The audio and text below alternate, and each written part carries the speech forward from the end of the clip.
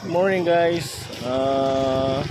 Ito na po yung request ng iba, update po para sa bayan ng Orbis Tondo. Ito po yung level ng tubig ngayon sa tulay. Ayan. Ito po yung part ng Sawat, papuntang Sawat. Kita pa naman po yung gilid ng babaw ng lupa ng ilog.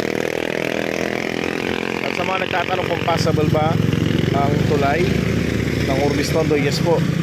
Kung mapapansin niyo po, motor, sasakyan, tricycle, nakakadaan pa rin po. Ayan, dito naman po yung papunta ng Malibong. Diretso po na Lingayen yan guys.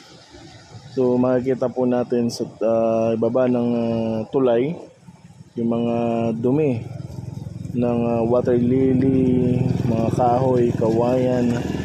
May mga ilang naman basura, hindi naman siya ganun kagrabe.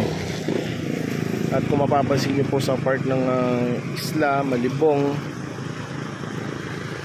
ayan, nagukay po sila para ayusin yung gilid ng ilog sa bandang gilid. Dati po kasi may screen yan, natabunan na po ng mga buhangin, dala ng nagdaang mga bagyo. So natakpan na po yan. So ngayon ang ginagawa po nila, nagukay po ulit para gumawa ng panibago, tulad po ng kabilang side ng Orbis Tondo, sementado po yan. So kagandahan po yung itinambak na lupa sa gilid ay naging protection po para harangan yung tubig papuntang isla, mga tarong isla Malibong. Sakop pa rin ng Orbis Tondo yan guys. So yan po yung update po natin ngayong araw, July 25, 2024. Oras po natin ay 9:24.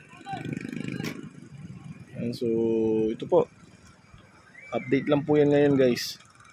Sana makatulong itong video na to para hindi po makaramdam ng pag-alala masyado yung mga wala rito sa bayan ng Orbis Tondo, may mga kamag-anak dito. Yun,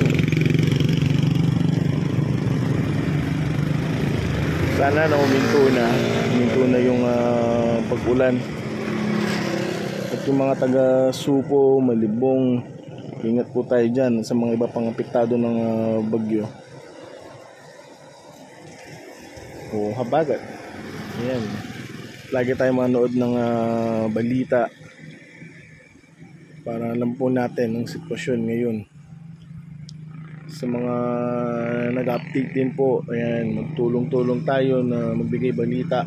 Sana iwasan ang fake news, no? Nakarang bagyo, maraming naapektuhan dahil sa fake news. Yun, ito po yung update ngayon. Siyempre kasama niyo pa rin po nag-isang Popoy the Clown. Yan po yung masasakyan.